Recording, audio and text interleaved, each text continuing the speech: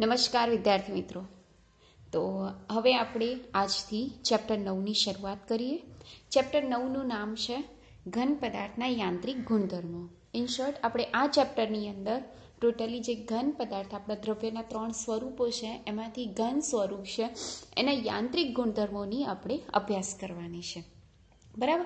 તો વિદ્યાર્થી મિત્રો, તમે દરેક જણા જાણો છો કે ઘન પદાર્થ છે એ ઘન પદાર્થમાં કણોની જે ગોઠવણી છે એ ગોઠવણી કેવી હોય છે? વ્યવસ્થિત હોય છે. બરાબર. એકબીજા સાથે ચોક્કસ બંધ દ્વારા જોડાયેલી હોય છે. બરાબર. પણ છતાં પણ અમુક એવા પદાર્થો હોય છે કે જેમાં આપણે એની લંબાઈ કે એના કદ કે એના આકારમાં ફેરફાર કરવા માટે એના ઉપર ચોક્કસ શું આપવું પડે? બળ આપવું પડે. એ બળને આપણે કહીએ છીએ બાહ્ય બળ અથવા તો વિરૂપક બળ. એ બળને આપણે શું કહીએ છીએ? બાહ્ય બળ અથવા તો વિરૂપક બળ કહીએ છીએ. હવે જ્યારે કોઈ પદાર્થ ઉપર તમે બાહ્ય વિરૂપક બળ આપો તો એની લંબાઈ કે આકારમાં જે હોય એ ફેરફાર થાય. બરાબર.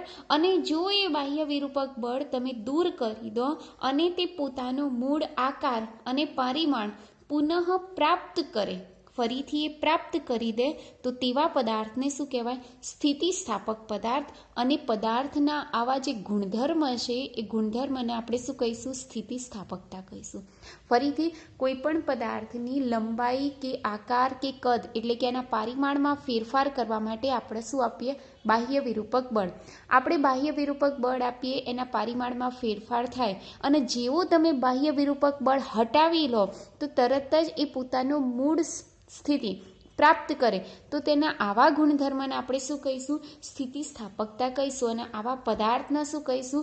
સ્થિતિસ્થાપક પદાર્થ, જે પોતાનો મૂળ આકાર પ્રાપ્ત કરી શકે. એના પછી આપણે વાત કરીએ છીએ કે એવા પદાર્થો કે જે પદાર્થ પરથી બાહ્ય વિરૂપક બળ દૂર કરતા તે પોતાનું મૂળ આકાર અને પરિમાણ પુનઃ પ્રાપ્ત ના કરે. પુનઃ પ્રાપ્ત ના કરે, સ્પેશિયલી લખ્યું છે પુનઃ પ્રાપ્ત ના કરે, તો તેવા પદાર્થને શું કહેવાય છે? પ્લાસ્ટિક પદાર્થ. અને આવા ગુણધર્મને શું કહીશું? આપણે પ્લાસ્ટિસિટી કહીશું. બરાબર. આની અંદર આપણે ઉદાહરણ તરીકે આપી શકીએ તો સ્પ્રિંગ. બરાબર. સ્પ્રિંગ વિશે આપણે જાણીએ છીએ કે કેટલી બી ખેંચી અને છોડી દઈએ તે ફરી પોતાની મૂળ સ્થિતિ પ્રાપ્ત કરી શકે છે. જ્યારે પ્લાસ્ટિક પદાર્થોની આગળ આપણે લઈ શકીએ લુગદી. કોઈ પણ પ્રકારની ઘન પદાર્થની લુગદી હોય, કાદવ હોય કે જેના ઉપર તમે એકવાર બાહ્ય બળ આપી દીધું અને આકારમાં ફેરફાર થઈ ગયું, તો ફરી પોતાનું મૂળ સ્થિતિ પ્રાપ્ત કરી શકતું નથી. તો આ વાત કરીએ આપણે ઘન પદાર્થના અમુક ગુણધર્મો કે જે સ્થિતિસ્થાપક. અને બીજો કયો પદાર્થ છે? પ્લાસ્ટિક પદાર્થ. બરાબર. એ પણ આપણે કરી શકીએ. ત્યારબાદ આપણે જોઈએ તો પ્રશ્ન એટલે કે ટોપિક એવો છે કે ઘન પદાર્થની સ્થિતિસ્થાપકતાની વર્તણૂક.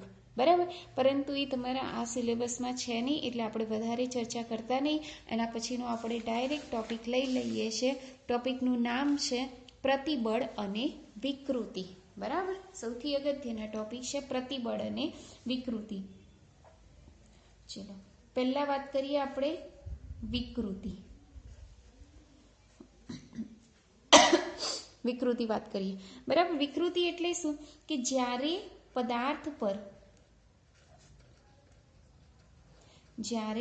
પદાર્થ પર બાહ્ય વિરૂપક બળ લાગુ પાડતા તેની લંબાઈ, આકાર કે કદમાં ફેરફાર થાય તો તેને વિકૃતિ કહે છે. આ ખાસ. બરાબર. વિકૃતિના પણ 3 ભાગ પડે છે. 3 ભાગની અંદર પહેલું લઈ લઈએ આપણે સંગત વિકૃતિ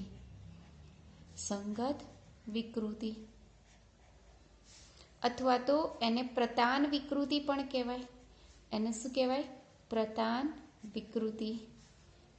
બરાબર. જે શેના ઉપર?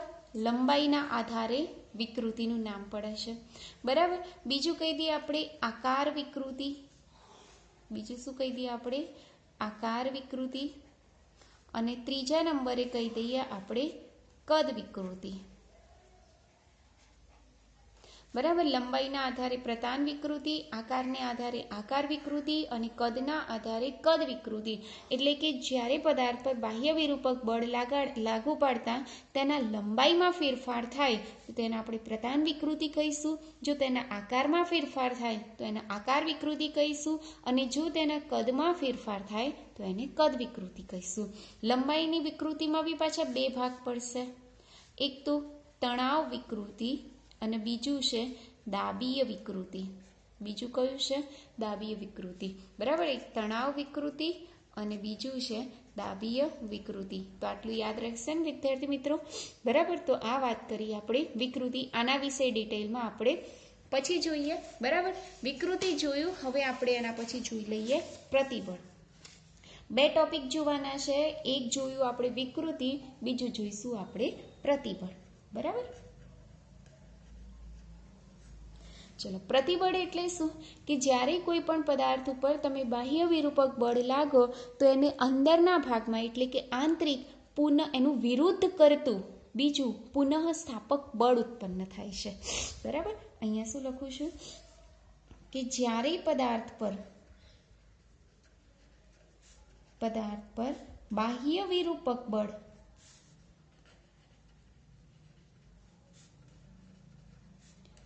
લાગુ પડે ત્યારે તેનું વિરોધ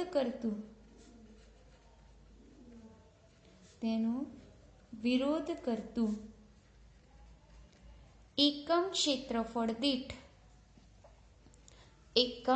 ક્ષેત્રફળ દીઠ ઉદ્ભવતા પુનઃસ્થાપક બળને પ્રતિબળ કહે છે. બરાબર. આના વિશે બી હું ડિટેલમાં તમને સમજાવું છું કેમ, શું થાય છે, કેવી રીતના થાય છે. તો અહીંયા જો પ્રતિબળના બી પાછા 3 પ્રકાર પડશે સેમ વિકૃતિની જેમ જ. એક તો સંગત પ્રતિબળ અથવા તો પ્રતાન પ્રતિબળ પણ કહે છે. બરાબર. બીજામાં આકાર પ્રતિબળ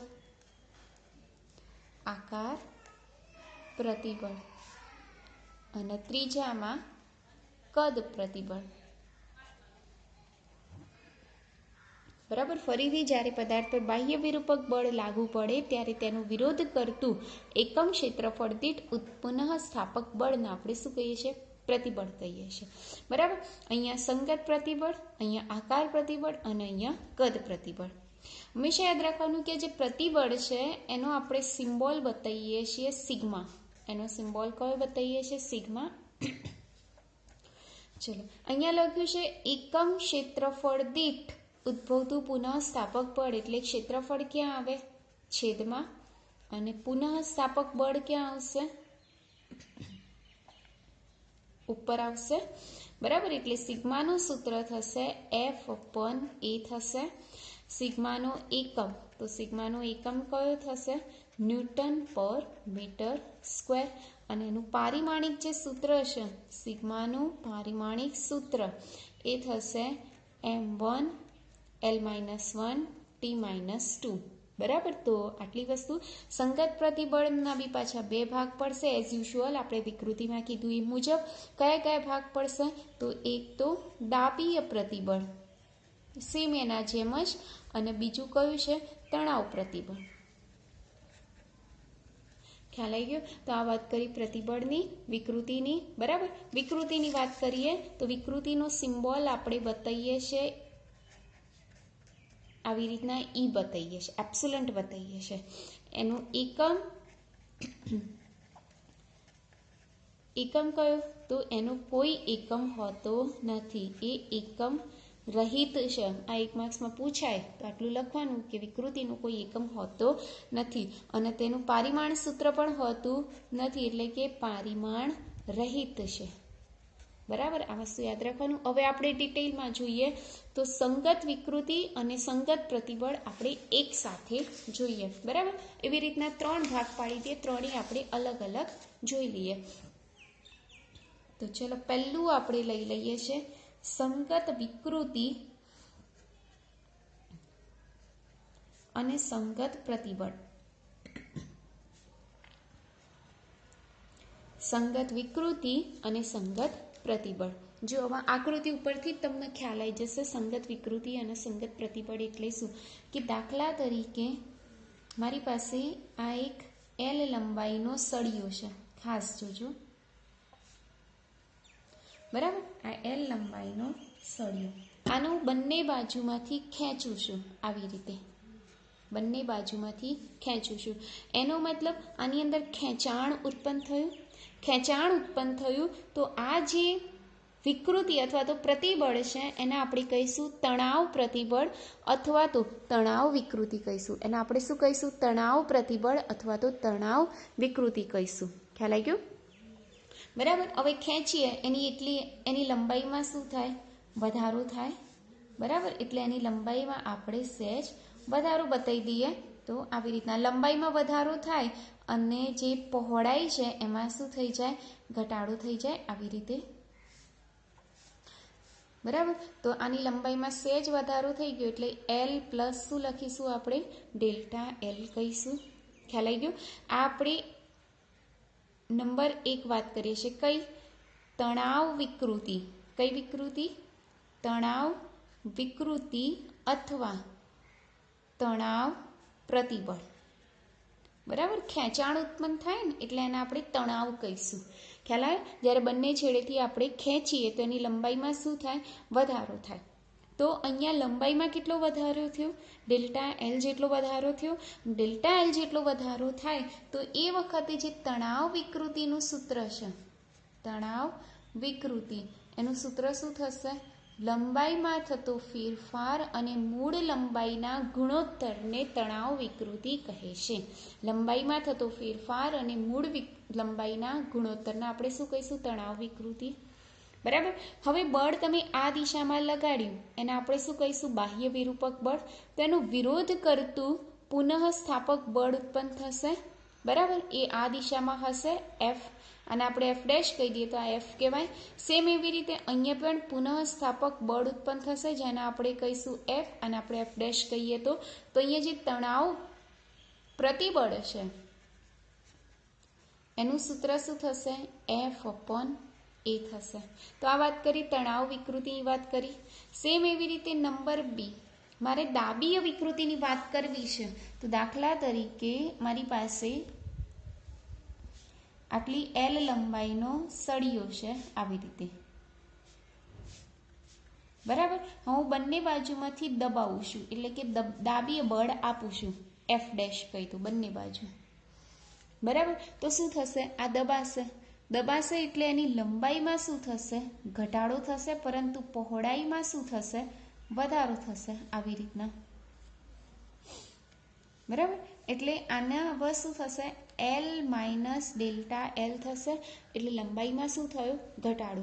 તો અહીંયા શું ઉત્પન્ન થશે? તો દાબીય વિકૃતિ ઉત્પન્ન થશે. શું ઉત્પન્ન થશે? દાબીય વિકૃતિ, જેનું સૂત્ર પણ કયું થશે? ડેલ્ટા L/L થશે. બરાબર, અહીંયા F ડેશ આ દિશામાં લાગે તો પુનઃસ્થાપક બળ કઈ દિશામાં લાગશે? વિરુદ્ધ દિશામાં આ લાગશે, આવી રીતના. અહીંયા બી વિરુદ્ધ દિશામાં બળ આવી રીતના લાગશે, F. તો અહીંયા ઉદ્ભવતું જે દાબીય પ્રતિબળ છે, દાબીય પ્રતિબળ, જેને આપણે કહીશું F/A કહીશું. તો આ રીતના આપણે દાબીય વિકૃતિ અને દાબીય પ્રતિબળ બંનેનું સંગત એટલે એને આપણે શું કહીશું? સંગત વિકૃતિ અથવા તો સંગત પ્રતિબળ, અથવા તો બીજા શબ્દોમાં શું કહી શકાય? પ્રતાન વિકૃતિ અથવા તો પ્રતાન પ્રતિબળ. તો એક વસ્તુ ક્લિયર થઈ ગયું. બરાબર, ફરીથી આપણે સહેજ રિવાઇઝ કરીએ તો આપણી પાસે 2 વસ્તુ હતી, વિકૃતિ અને પ્રતિબળ. બરાબર, વિકૃતિનો આપણે એક પોર્શન પૂરો કરી દીધો, આટલો પોર્શન પૂરો.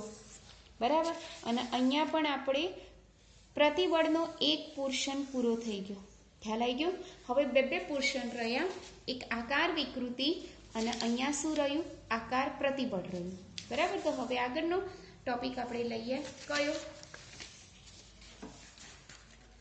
આને આપણે સાઈડ પર કરી દઈએ અત્યારે, વિકૃતિવાળો. હવે આપણે બીજો પોર્શન આવ્યો કયો? નંબર 2. કયું? આકાર વિકૃતિ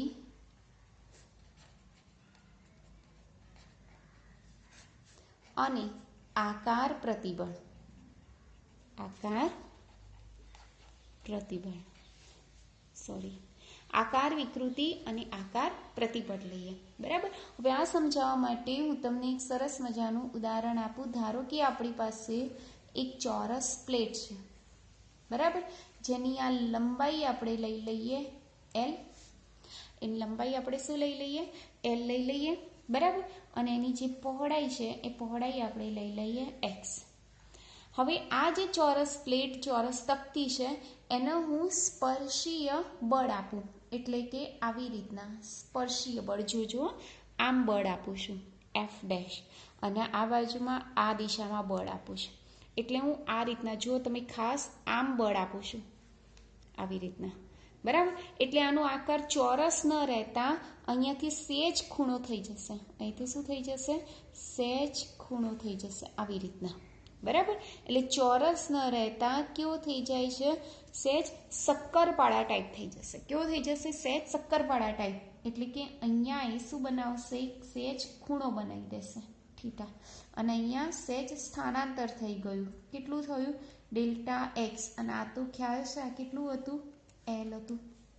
કેટલું હતું? L હતું. એનો અર્થ શું થયો? કે જ્યારે કોઈ પદાર્થ પર સ્પર્શીય બળ લાગુ પાડવામાં આવે, જ્યારે કોઈ પદાર્થ પર સ્પર્શીય બળ લાગુ પાડવામાં આવે ત્યારે તેના આકારમાં ફેરફાર થાય છે, જેને આપણે શું કહીએ છીએ? આકાર વિકૃતિ કહીએ છીએ. અને આ સ્પર્શીય બળને વિરુદ્ધ પુનઃસ્થાપક બળ ઉત્પન્ન થાય છે. આ સ્પર્શીય બળને વિરુદ્ધ શું ઉત્પન્ન થાય છે? પુનઃસ્થાપક બળ. બરાબર. તો એને આપણે શું કહીશું? આકાર પ્રતિબળ કહીશું. ખ્યાલ આવી ગયો? એટલે ફરીથી જો સમજો શું કહું છું? જ્યારે પદાર્થ પર સ્પર્શીય બળ લાગુ પાડવામાં આવે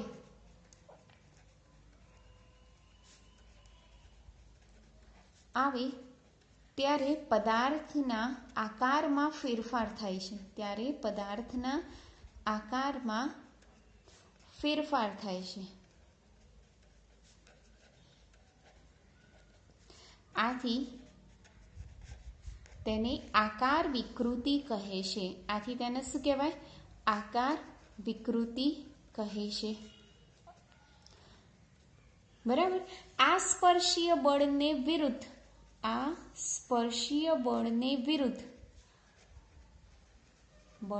વિરુદ્ધ પુનઃસ્થાપક બળ ઉત્પન્ન થાય છે.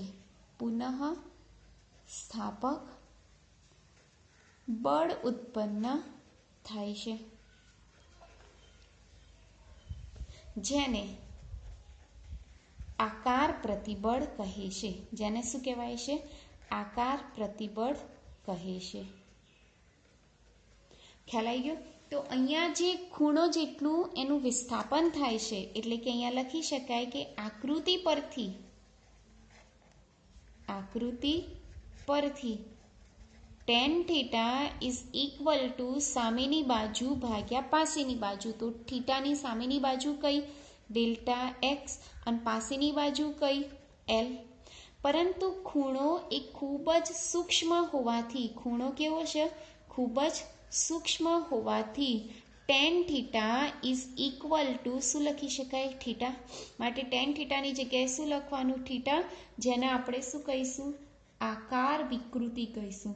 જેને આપણે શું કહીશું? આકાર વિકૃતિ. એટલે આકાર વિકૃતિ થીટા બરાબર શું મળશે? Delta x upon L. અને આકાર પ્રતિબળ. હવે આકારના ઇંગ્લિશમાં આપણે કહીએ છીએ શેપ અથવા તો શિયરિંગ બી કહેવાય. તો એનો જે સિમ્બોલ છે એ સિમ્બોલ આપણે બતાવીશું સિગ્મા S. એને આપણે શું બતાવીશું? Sigma S. અને આકારના આપણે અહીંયા આકાર વિકૃતિને શેના વડે બતાવીશું? ES વડે બતાવીશું. બરાબર. આકાર પ્રતિબળનું સૂત્ર થશે સ્પર્શીય બળ એટલે FT. સ્પર્શીય એટલે ઇંગ્લિશમાં કહીએ છીએ ટેન્જેન્શિયલ, એટલે એનો પ્રથમ અક્ષર T એટલે FT/A. એટલે આ સિગ્મા એસનું સૂત્ર મળ્યું અને આ ESનું સૂત્ર મળ્યું. ખ્યાલ આવ્યો? તો આ બીજો ટોપિક બી પૂરો થઈ ગયો. તો એવી રીતના અહીંયા બી તો આપણે સિમ્બોલ આપવો પડે. બરાબર. તો વિકૃતિ લંબાઈના આપણે લેન્થ એટલે આપણે આવી વિકૃતિના આપણે શું કહીશું? EL. અને આના આપણે શું કહીશું? સિગ્મા L કહીશું. એવી રીતના અહીંયા બી EL કહીશું અને આના શું કહીશું? સિગ્મા L કહીશું. ખ્યાલ આવી ગયો? એટલે આપણે અહીંયા બે ટોપિક પૂરા થયા, લંબાઈને લગતે અને આકારના લગતે. હવે આપણે નંબર 3 ઉપર આવીશું. કયું? કદ વિકૃતિ અને કદ પ્રતિબળ. બરાબર. કદ એટલે ઇંગ્લિશમાં કહીએ છીએ વોલ્યુમ એટલે આપણે V કહીશું, એટલે આનો સિમ્બોલ આપણે બતાવીશું EV. અને અહીંયા સિમ્બોલ શું બતાવીશું? સિગ્મા V બતાવીશું. EV અને સિગ્મા V બતાવીશું. હવે જો આની અંદર તો દાખલા તરીકે તમે એક ઉદાહરણ જોયું હશે કે કોઈ પણ બોલ છે એને તમે પાણીની અંદર નાખો. બરાબર. પાણીની અંદર નાખો એટલે પાણીની જે સપાટી છે એના કારણે એની સપાટી ઉપર બધી જ દિશામાં શું લાગુ પડે છે? બાહ્ય બળ લાગુ પડે છે. બાહ્ય બળ લાગુ પડે એટલે એના જે કદ છે એ કદમાં શું થાય છે? ઘટાડો થઈ જશે. કદમાં શું થશે? ઘટાડો. એટલે હતું આટલું પણ કેટલું થઈ જશે? આટલું થઈ જશે. બરાબર. એનો અર્થ બધી સપાટીમાંથી એને લંબ રૂપે શું લાગુ પડે છે? એટલે દબાણ બળ લાગુ પડે છે. આથી એના કદમાં શું થાય છે? ઘટાડો થાય છે. તો આવી વિકૃતિને આપણે શું કહીશું? કદ વિકૃતિ કહીશું. આવી વિકૃતિને શું કહીશું? કદ વિકૃતિ. એટલે એનું કદ છે આટલું થઈ જાય છે. બરાબર. એટલે કદમાં શું થાય છે? ઘટાડો. તો પદાર્થની આવી વિકૃતિને આપણે શું કહીશું? કદ વિકૃતિ. તો અહીંયા સપાટીની વિરુદ્ધ એટલે કે પુનઃસ્થાપક બળ, એક વિરુદ્ધ પુનઃસ્થાપક બળ પણ લાગુ પડશે. તો એના આપણે શું કહીશું? કદ પ્રતિબળ કહીશું. એના આપણે શું કહીશું? કદ પ્રતિબળ કહીશું. તો અહીંયા કદ વિકૃતિ આપણે કહીએ EV બરાબર કદમાં થતો ઘટાડો એટલે કે ડેલ્ટા V, અને મૂળ કદ એટલે કે V ને આપણે શું કહીશું? કદ વિકૃતિ કહીશું. અને કદ પ્રતિબળ એટલે સિગ્મા V કહીશું. કદ પ્રતિબળના બીજા શબ્દોમાં આપણે એને કહીશું લંબ એટલે કે હાઇડ્રોલિક દબાણ પણ કહેવાય છે. કદ પ્રતિબળને બીજા શબ્દોમાં શું કહેવાય છે? દબાણ પણ કહેવાય છે. એનું સિમ્બોલ આપણે શું બતાવીશું? P બતાવીશું. એટલે આટલી વસ્તુ તમારે યાદ રાખવાની. એટલે આપણો આ ત્રીજો ટોપિક પણ પૂરો થાય છે, કદ વિકૃતિ અને કદ પ્રતિબળ વિશે. તો ફરીથી આપણે સહેજ જોઈ લઈએ. તો શું કહેવા માંગે છે? તો વિકૃતિ. તો વિકૃતિના કેટલા ભાગ છે? 3 ભાગ છે. કયા? પહેલું લંબાઈમાં આવતી વિકૃતિ એટલે કે પ્રતાન વિકૃતિ અથવા તો સંગત વિકૃતિ, જેનો સિમ્બોલ કયો બતાવીએ છીએ? EI. એના પછી આવે છે આકાર વિકૃતિ, એનો સિમ્બોલ આપણે શું બતાવીએ છીએ? ES. અને એના પછી આવે છે કદ વિકૃતિ, જેનો સિમ્બોલ આપણે કયો બતાવીએ છીએ? EV. વિકૃતિ એ એકમ રહિત છે. યાદ રાખવાનું, એકમ રહિત અને પરિમાણ રહિત છે. એના પછી આપણે જોયું પ્રતિબળ. તો પ્રતિબળ એનો સિમ્બોલ બતાવીએ છીએ સિગ્મા, આનો સિમ્બોલ બતાવીએ છીએ E. તો સિગ્માના બી પાછા 3 ભાગ હતા. સેમ એવી રીતે પ્રતાન પ્રતિબળ, પછી આકાર પ્રતિબળ અને એના પછી કદ પ્રતિબળ. બરાબર. આનો જે એકમ છે એ એકમ ન્યૂટન પર મીટર સ્ક્વેર અથવા તો આને પાસ્કલ પણ કહેવાય. શું કહેવાય? પાસ્કલ. PA પાસ્કલ પણ કહેવાય. અને એનું પારિમાણિક સૂત્ર M1 L-1 T-2 છે. કદ પ્રતિબળને બીજા શબ્દોમાં આપણે એક પ્રકારનું દબાણ પણ કહે છે. શું કહેવાય છે? દબાણ પણ કહેવાય છે. તો આ વાત કરી આપણે આજના 9મા ચેપ્ટરની શરૂઆત કરી, જેમાં વાત કરી આપણે વિકૃતિ અને પ્રતિબળ વિશે. બીજું નેક્સ્ટ લેક્ચરમાં આપણે આગળનો ટોપિક જોઈશું. આટલું તમે જોઈ લેજો. બરાબર. Thank you.